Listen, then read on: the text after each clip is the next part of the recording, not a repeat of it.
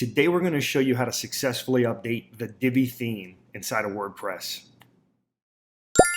All right, everybody, so we're in the back end of Flywheel. This is the hosting that we use. If you're looking for a good host, I can highly recommend Flywheel. I mean, exceptional customer service, really great speeds, a really easy to use back end. I love it. So, we're here and I'm going to show you how to set up a staging environment inside of Flywheel and just general tips on kind of how we do the update process. So first and foremost, when Divi puts out a new update, which they do frequently, we don't update right away. So with Divi 4.0, we definitely didn't update right away.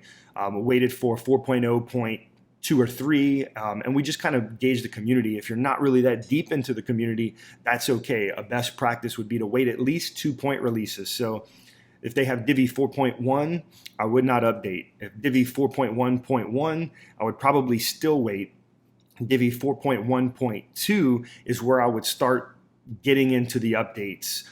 And to what I would do there is go into my site. We'll use this staging site we've got here on Flywheel, and I would show you, we're going to come over here and create an actual staging environment. So under advanced, there's an option to create staging. So side options, we would turn this on. Now we've already got a staging site set up here for this site. So it'll add the option staging here where you could click on staging, and this would give you access to go into the staging admin inside of WordPress. So we're going to jump in. We may as well just go in, and I'll show you kind of the state of this particular staging environment. So now in the back end, the first thing you'd want to do is go to Appearance and Themes to see the current version, and then we'll check to see if there's any updates. So there is an update available, and currently this is Divi 4.1. This is a staging environment. Again, this is not a version that I would use in real world unless it was 100% that I've tested it out here. So there's a new version, 4.3.2. It's a perfect example. They're going to give you all the updates and what they did, the Gutenberg blocks, the front end builder. They made some changes, right? So you have an option. If this were 4.3, I probably would not update. Maybe test it out inside of this staging environment and see if everything works. But the first thing you would do is go ahead and do the update. So we'll update now. And the update process inside of the staging environment is one where we would get this update, and then we would go through and check the front end of the site. So we're updated. You notice there's going to be no more update available here.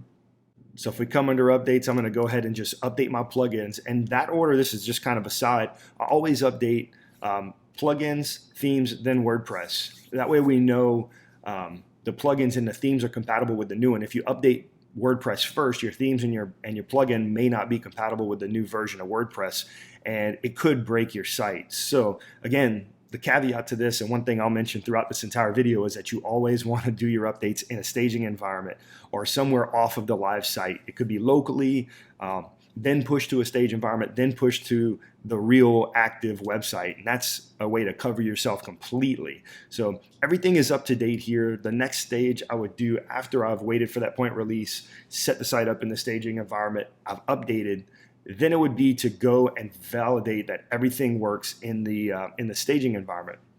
Now here I have an issue where some of the images aren't working. You can see some things are broken here. So you scroll down, there's that big gap, and then there's what is the admin dashboard here. So things are just kind of a little messed up in the staging environment. So here I would absolutely not push this live. And you could, if you were going to push live, you can push back here and go to launch staging changes. I absolutely don't want to do that because things just aren't what they're supposed to be. We'll go into the contact forms. In this in this validation of your site, you'd want to go here and see, like, is everything loading? Contact forms are not loading. So let's see if podcasts are loading. See if the custom post types are doing what they're supposed to be doing. So you can see this one looks great. Yeah, everything seems to be loading just fine here.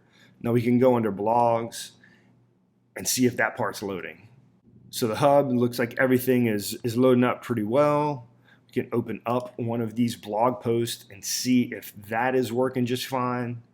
So we've got our title, we've got our featured image, the sharing, all that stuff is loading up just fine. our forms are not showing up. So there should be a form here where you can get this layout. That was part of what is live, and you can see here the blog is doing something funky where there's just this really huge gap. I noticed that before when I played around with these versions. Comments seem to look just fine, but the admin bar is showing up really weird on the front end. Not sure what's causing that, but basically this site isn't ready to be pushed live. So the staging, I would absolutely not do it. I would go back in, I would fix the issues, whatever CSS conflicts are being caused by, could be a plugin, could be some code, could be a lot of different things, but that's where a developer would go in and just see what's wrong, fix it, and get the site ready to go live. So it could be a version, or it could be a conflict with the plugin, but it also could be a conflict with some of the custom work that's been done inside of the site. So you never really know. Either way, I know that the live version of the site is working, and I don't want to mess that up. So at this point, I would go back, try and fix the changes, and then once everything was good, then I would push it live. But this right here is a perfect example of why you always want to have a staging area. You always want to test these things out before you just update. Now, the beautiful thing here, and if we go into the actual back end of our website that's live right now, which would be here, if you jump into that, one thing you will see, and I'll show you, it's a beautiful feature that Elegant Themes added into Divi, is if you go under theme options, they have the option to roll back versions. When you're here in theme options, you can go to updates, and there's always this rollback to previous versions. So whichever version you were in before, if you update live and something's broken, the CSS is weird, the site looks strange in the front end, whatever the case may be, you can always roll back to whatever previous version you were using before, and one that was working just fine. So again, I can't stress it enough. You have to set up a staging environment. If your host doesn't support that, or you've got shared hosting and it's just not as robust as what you see here in Flywheel. They do have a tiny plan available. It's $15 a month. I could highly recommend Flywheel. I love it. I use it for all client sites that we host, and it's just great. If you want to check them out, I do have a link below in the description where you can just click on that, jump straight into it, and get your hosting set up with Flywheel today. Caveat, it is an affiliate link.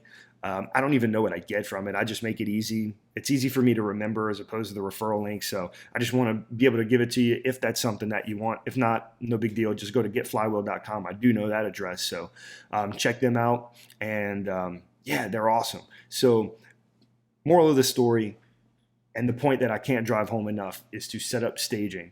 If you have cheap service or cheap hosting, cheaper shared hosting, make sure that you have an additional site set up where you can do all your updates and test, whether it's a subdomain and another WordPress install or whatever. You just want to be very careful about updating your site that's actually live. It's not a good thing to do, and it can break everything that you've done, all your hard work. And if you're relying on your website for sales and business, it's a really bad practice to update in that live environment, because you never know what you may break.